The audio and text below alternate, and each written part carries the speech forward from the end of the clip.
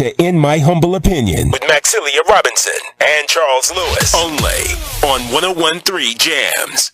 Okay, family, we're back. You're listening to In My Humble Opinion on 101 Jams. And as promised before the break, we have Dr. Umar Johnson on the line. Yes. Dr. Johnson, thank you for joining us.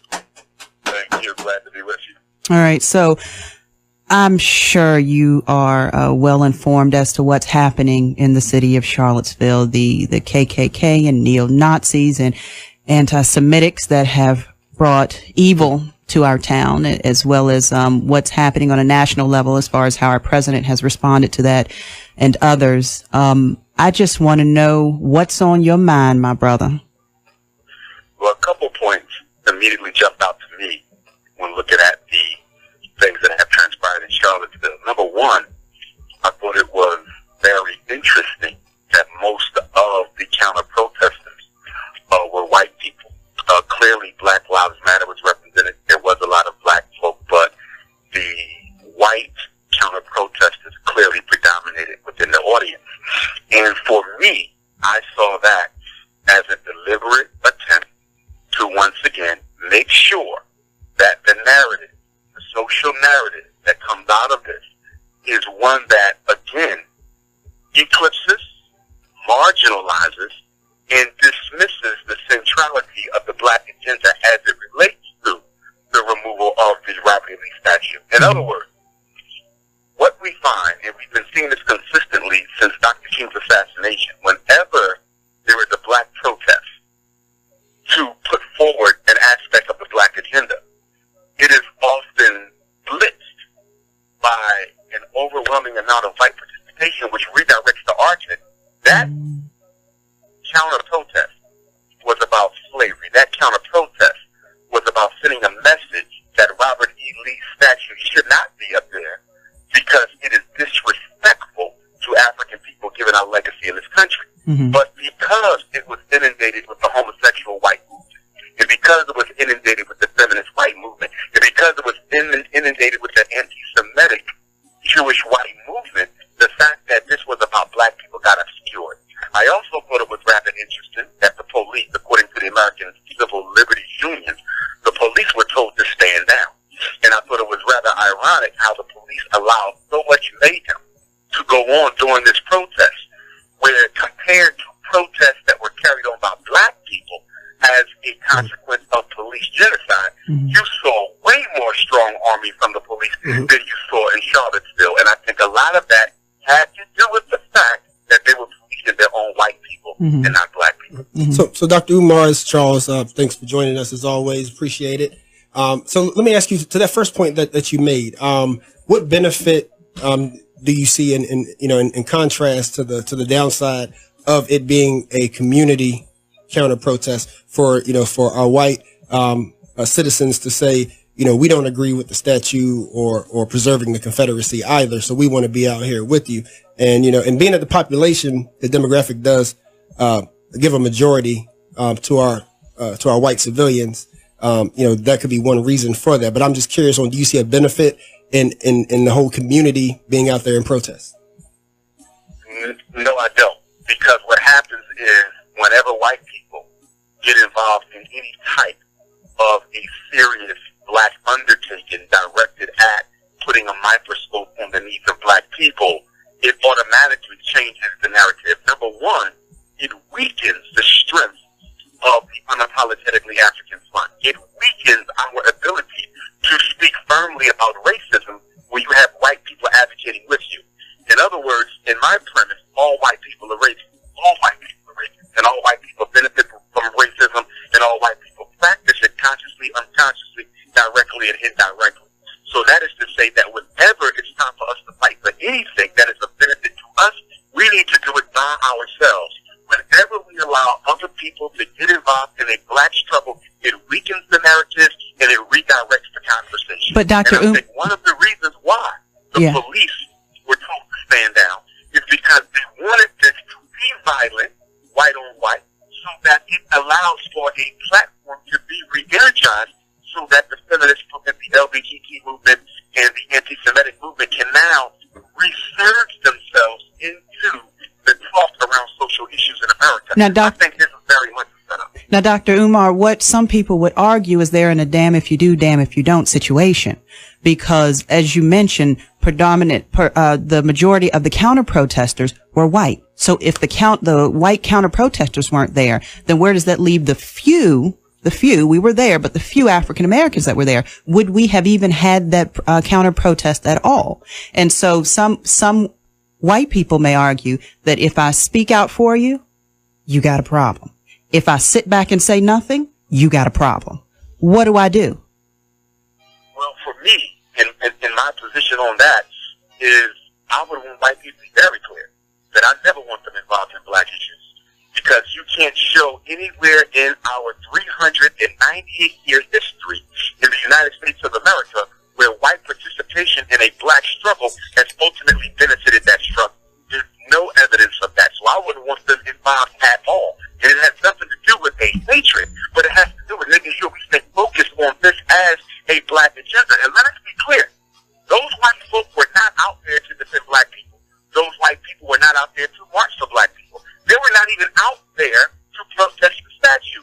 They were out there to challenge alternative right movement as it relates to their own agenda.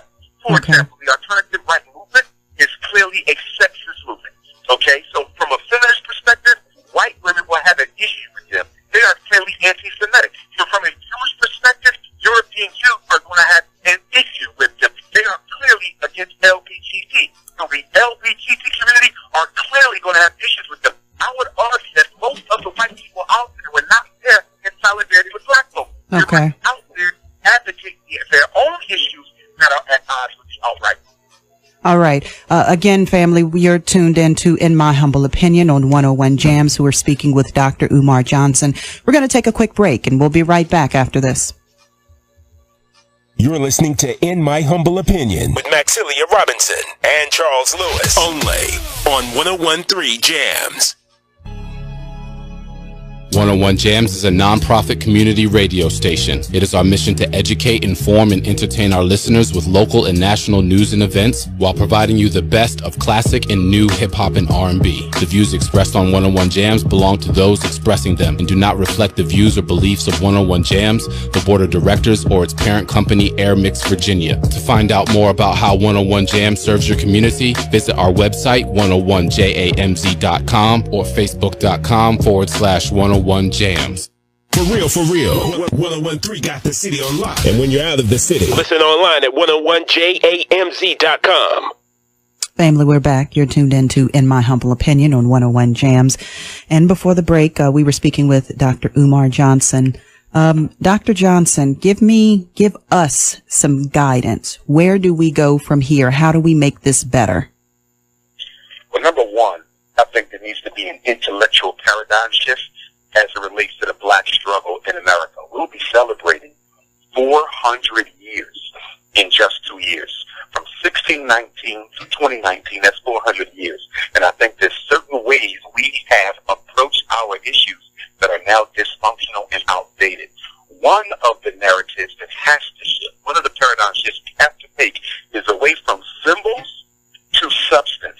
To give you an example, when that white man walked into the church in South Carolina, Charlottesville, and murdered those brothers and sisters, one of the things that the state government of South Carolina was able to effectively do was shift the narrative away from social justice, political justice, economic justice, and they reduced the entire aftermath of the Charleston Nine to simply taking down, the Confederate flag from the State House. Look at this situation in Charleston, Virginia.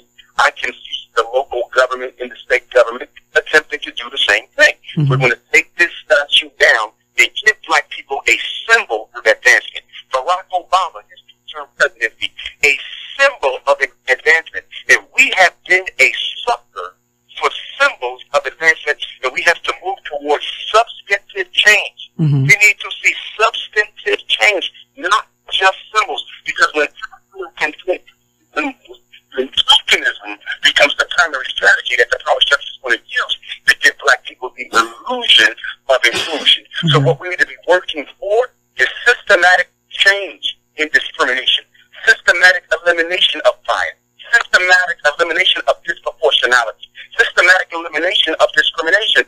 We need to be looking at how the systems can change the better serve black folk. Mm-hmm. And the number one system would be our access to capital, our access to organized wealth in large amounts so that we can rebuild the infrastructure of our community. If it's one thing that keeps Black America where Black America is, excluding our celebrity, because most of them will not even be allowed to help us the way in which we need to help, we need to be able to access capital. And that is the one thing we can't access.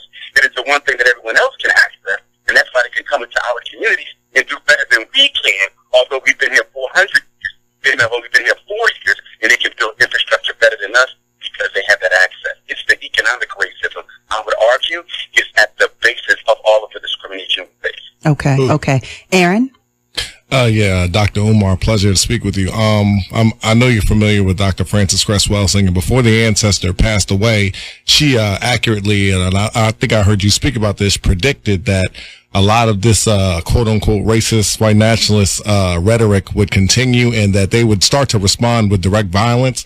Being a father with two young black African American boys, what everyday strategies do you have simply, and I like to ask all of our spokespeople strategies for us to stay safe in this kind of environment, because I also see that they're going to have another event at Texas A&M University, and they're going to continue to be doing these rallies. So what just everyday strategies of self-respect or suggestions do you have for black people and citizens to keep themselves safe as these individuals express this behavior and with direct violence? Doctor, you with us? Did you make out that comment if someone could paraphrase it for me? Paraphrase it. Yeah. So Aaron was asking, what tips would you give for us, particularly us with black kids facing these kind of adversities, ways to maintain our self-respect, but and also protect ourselves. Well, one thing that has to happen is we have to give our youth, the next generation, we have to give them a very thorough political education. Because one of the things that I see missing from all of the protests that we have been having over the past several years, beginning with Trayvon Martin, coming up to even now with Charlottesville, Virginia, is a lack of political education for everyone, but particularly for the masses. And the reason why that's so critical, when people are not politically educated, they don't even know what they're fighting for. They know what they're fighting against.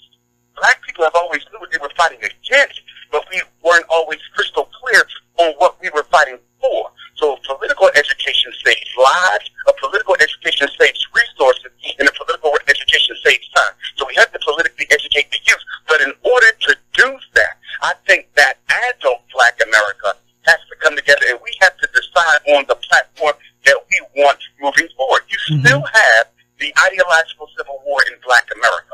And that ideological civil war basically says there are some of us who are assimilationists, integrationists, and accommodationists. We believe the future for Black America is in getting white people to accept us. After 400 years, that is still a very popular ideology. And then you have the nationalist camp, which I represent, which says, listen, we don't have to hate white people, but we need to understand something. Every group in America that does well for itself does well by itself. So there has to be some degree of independent political, independent economic, and independent sociological building and infrastructure development within the Black community. So we're going to have to rectify that intellectual ideological civil war that still exists well after W.E.B. Du Bois versus Marcus Garvey, well after Dr. King versus Malcolm X, well after Frederick Douglass versus Martin Delany. We still need to rectify that because our children don't really know which way to go. Should I be an integrationist? Is that the way to go? Or should I push forward towards national? All right. All right. Dr. Johnson, thank you for joining us. We appreciate your time. Anytime. Y'all have a great day. You too. All right, family. You're tuned in to In My Humble Opinion on 101 Jams. We're going to take another break and speak to Don coming up, right? Don Gath. There we go. All right. We'll be right back. You're listening to In My Humble Opinion.